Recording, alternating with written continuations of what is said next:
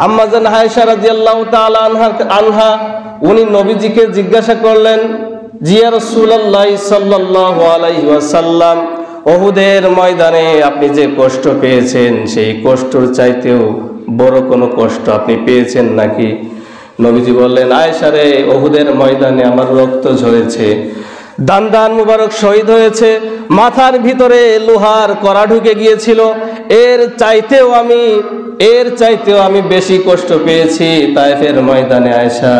সেদিনকে আমি বড় আশা নিয়ে তায়েফবাসীর কাছে গিয়েছিলাম, তারা হয়তো আমার এই ধর্মকে কবুল করবে, এক আল্লাহর উপর ঈমান আনবে, আমাকে নবী হিসাবে গ্রহণ করবে, নবী হিসাবে আমাকে মেনে নেবে। নবীজি সেখানে গেলেন, তায়েফে গেলেন। যাওয়ার পরে সেখানে কিছু নেতৃত্ব স্থানীয় লোকদের সাথে কথা বললেন। তাদের অবস্থাটা এমন হলো, কেউ কথা তো বললই না, আবার কেউ উল্টো পাল্টা কথা বলল, আবার কেউ তায়েফের যুবকদেরকে নবীজির পিছনে লেলিয়ে দিল, তারা পাথর মেরে মেরে নবীজিকে রক্তাক্ত করে ফেললো। নবীজি কোনো মতে সেখান থেকে জানটা নিয়ে বেরিয়ে আসলেন।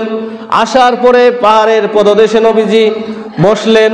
বসার পরে হযরত জিবরাইল আলাইহিস সালাম এসে গেলেন।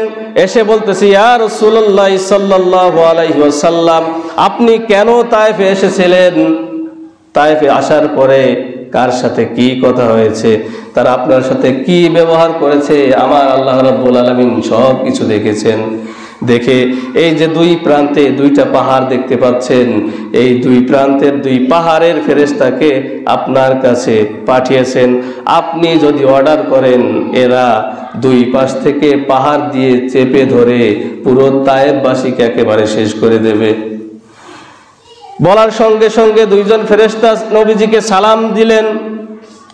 সালাম দেওয়ার পরে অনুমতি চাইলেন, কিন্তু আপনার নবী অনুমতি দিলেন না। বললেন, যেই কথাটা বললেন কত সুন্দর কথা রে, তায়েফবাসী আমাকে চিনতে পারে নাই, কিন্তু আমি আল্লাহ রাব্বুল আলামিনের কাছে আশা রাখি, এই তায়েফের বংশধরের মধ্যে এমন লোক আল্লাহ তাআলা পাঠাবেন যারা আল্লাহ রাব্বুল আলামিনকে এক বলে স্বীকার করবে, আমি নবীকে নবী হিসাবে মেনে নেবে, আল্লাহকে এক বলে স্বীকার করবে, আল্লাহর উপর ঈমান আনবে, আমার নবুয়তকেও তারা মেনে নেবে, স্বীকার করবে, এমন লোক আল্লাহ তাআলা দুনিয়াতে পাঠাবেন, তায়েফবাসীদের মধ্যে পাঠাবেন।